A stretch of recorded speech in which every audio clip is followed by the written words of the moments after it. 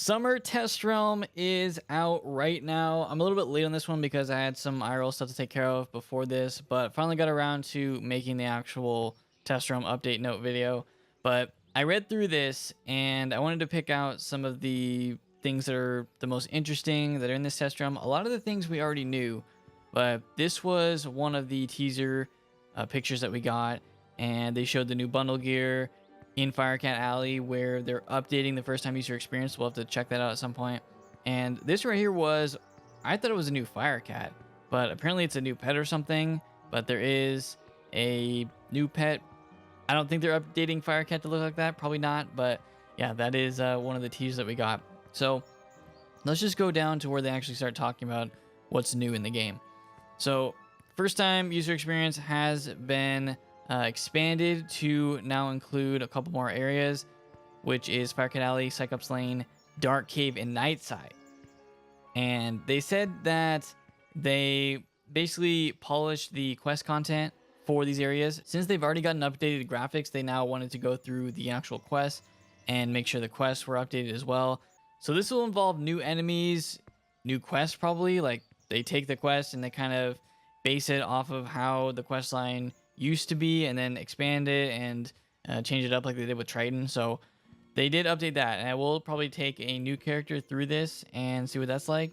So we'll go through all those areas and check it out at some point. So I am excited for that because seeing Firecat and Cyclops, like the beginning areas, revamped again is always something that's exciting. So they say, don't worry, Professor Drake will still have errands for you, but now you'll learn which show Alacane Swift Arrow and the Fire Elves are putting on in Fire Globe Theater, get a proper introduction to Bartleby in the mainline story. Malister's going to be there. So kind of just making the beginning of the game, flow better. It's going to make more sense, hopefully, as to what you're doing to new players. So I'm excited to see what that's like, and we'll check that out at some point. But what I'm going to cover first after this video is going to be this quest, the Lemuria preview quest. And this will be part 2 of that, so we'll check that out once we get there. I think they talk about it more later on in the update notes. But the next thing they talk about is the socialization update, new groups. I don't know if these groups are also adventure parties or if this is the normal groups that they're updating. I think these are 2 separate things now. But basically in groups now, you used to be able to, reserve a spot in a combat sigil, the multiple player mounts and all of that. They're now updating it so that when you go in and do a defeat and collect and you're on the same quest, you have a higher chance of actually collecting. So this means that when Tara and I go in the death walkthrough and we have a defeat and collect, we probably should be in a group together because then we have a higher chance of collecting. So that's not bad. The other one that I really like is when you're in a 4-person group, you always go first when combat starts. That is huge. This is such a big change. I couldn't believe it. We've been asking for something like this for a long time because there's certain fights that you need to go first. One of them would be Renegade Druid. That one, super good if you go first. The Devourer is super good if you go first. There's probably other ones. Darkmoor, you already go first because they did that on purpose to let people go first during that dungeon. But other dungeons, they don't allow you to go first, and it makes it way more difficult.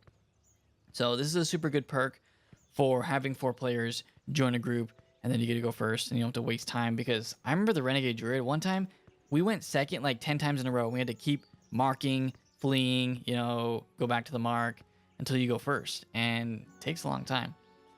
Adventure parties, I think, are a completely separate thing from groups. These are kind of like the next level of groups, but not quite guilds. And in these, you can have, I think, up to, 12 players, maybe more, that you can have in these groups. And basically, it syncs your quests, or at least shows you what quests other people are on. And you can have a name for your adventure party, stuff like that.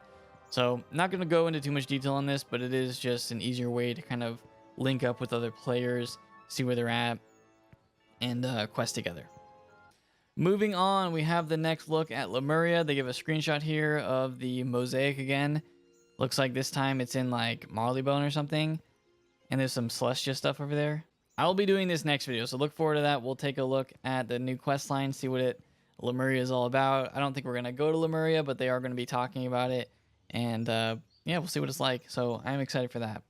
Seems like they do a Beast Moon update every single test room now, and they're giving the Beast Moon Mayhem a new Aquila map. So that is something that I'm not going to be playing. I don't know. Beast Moon for me, even Mayhem.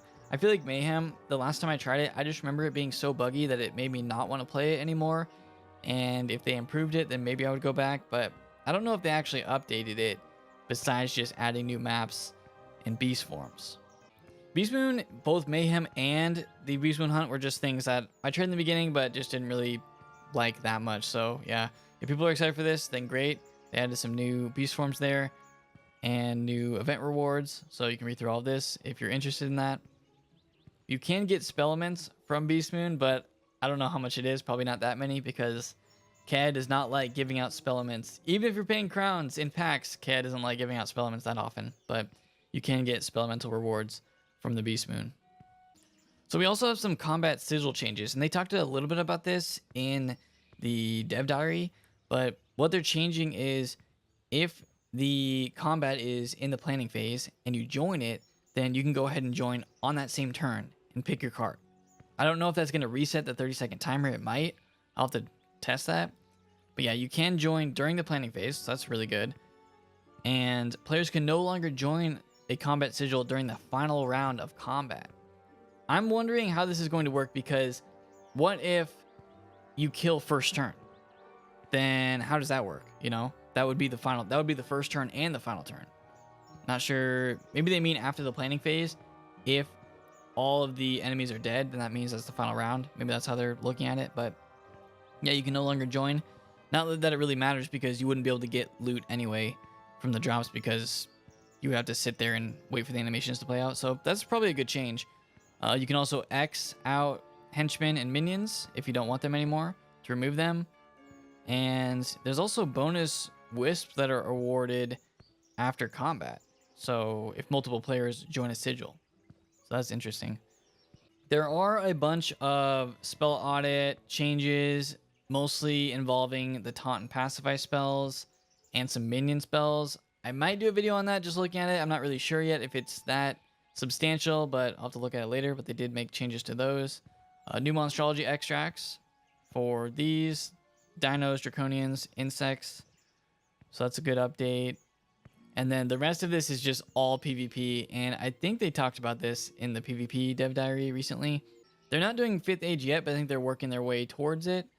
And then Crown Shop, they added a wish list tab, and they kind of reorganized everything. They did say that the search tab now searches everything. That's a good change, because I remember searching in this and it only searches in whatever tab you're in. I'm like, what's the point of that? So that's a good update for the Crown Shop. And then just some miscellaneous updates and stuff. But yeah, first thing I'm going to do is check out the Lemuria Quest. That's exciting. That is Test Room. It is up. Summer Test Room is live. You can go check it out if you want to. I'll be covering most of it, I would say. Not every little thing, but the things that I think are interesting, we'll be making a video on. Make sure to turn on post notifications and subscribe so you know when I post all those videos. Definitely leave a like on this video if you guys enjoyed it and are excited for this test room. And I'll see you all next time.